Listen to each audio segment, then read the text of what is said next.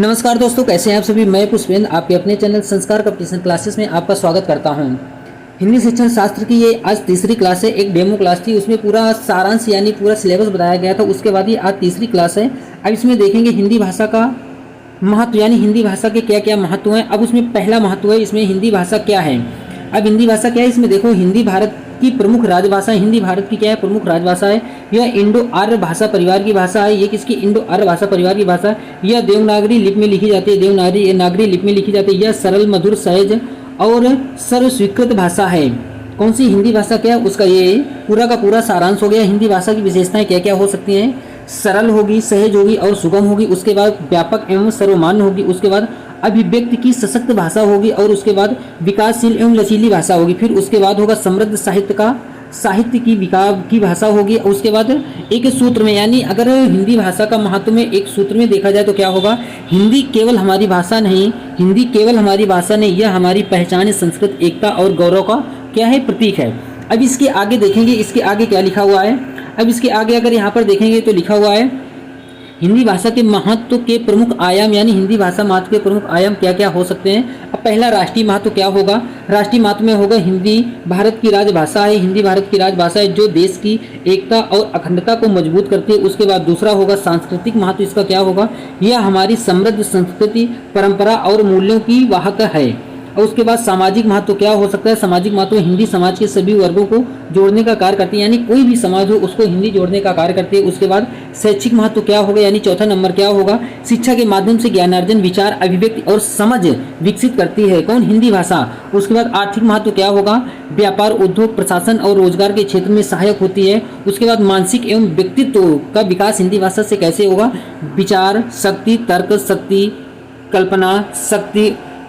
कल्पना शक्ति और आत्मविश्वास को बढ़ाती है। यानी तर्क शक्ति, विचार शक्ति और कल्पना शक्ति को ये हिंदी भाषा क्या करती है, मानसिक अभिव्यक्ति को विकास करती है। किसके माध्यम से, विचार शक्ति से, तर्क शक्ति से और कल्पना शक्ति और आत्मविश्वास से। ठीक, उसके बाद अंतर्राष्ट्रीय इसके महत्व क्या क्या हो सकते हैं। हिंदी विश्व में हिंदी का प्रचार प्रसार हो रहा है। यह वैश्विक स्तर पर पहचान बना रही है। कौन वैश्विक स्तर पर पहचान बना रही है, हिंदी वैश्विक स्तर पर पहचान बना रही है। अब उसके बाद देखेंगे कि हिंदी भाषा क्यों आवश्यक है, यानी हमारे समाज के लिए हिंदी भाषा क्यों आवश्यक है। अब यहाँ पर देखना क्यों आवश्यक है।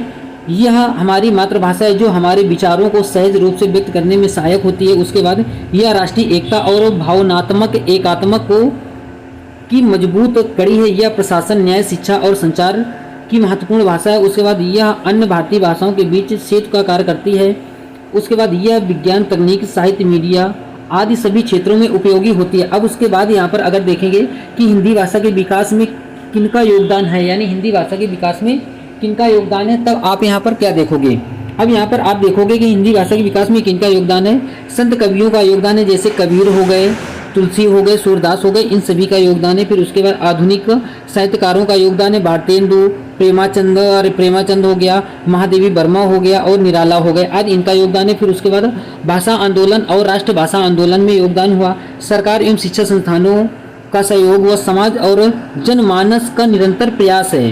क्या है, समाज एवं जनमानस निरंतर का क्या है, प्रयास है। अब उसके बाद देखेंगे कि हिंदी भाषा के संवर्धन के उपाय, यानी हिंदी भाषा संवर्धन के क्या क्या उपाय हो सकते हैं। हिंदी में अधिक से अधिक पढ़ना, लिखना और बोलना, ये संवर्धन के उपाय हो सकते हैं।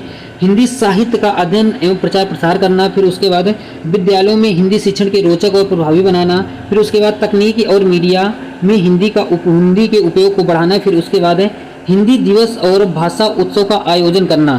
फिर उसके बाद याद रखने योग्य कुछ महत्वपूर्ण बिंदु हैं, जैसे यहाँ पर हो गया कि हिंदी हमारी क्या है, पहचान है। हिंदी हमारी संस्कृति की भाषा है।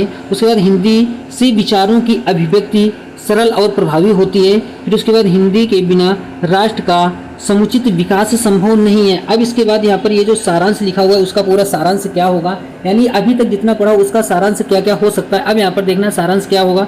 इसमें लिखा है हिंदी भाषा हमारे राष्ट्र की आत्मा है। हिंदी भाषा हमारे राष्ट्र की क्या है, आत्मा है। यह हमारी एकता, संस्कृति, शिक्षा, प्रगति और वैश्विक पहचान की आधारशिला है। इसलिए इसका संबंध, संवर्धन और विकास हम सबका दायित्व है। अब ये क्लास जैसे यहाँ पर इसमें क्या लिखा हुआ था, सबसे पहले यहाँ पर लिखा हुआ था कि हिंदी भाषा का महत्व, और ये क्लास हिंदी भाषा के महत्व की ही क्लास थी। हिंदी भाषा का जितना महत्व था ये पूरा इस क्लास में हो गया।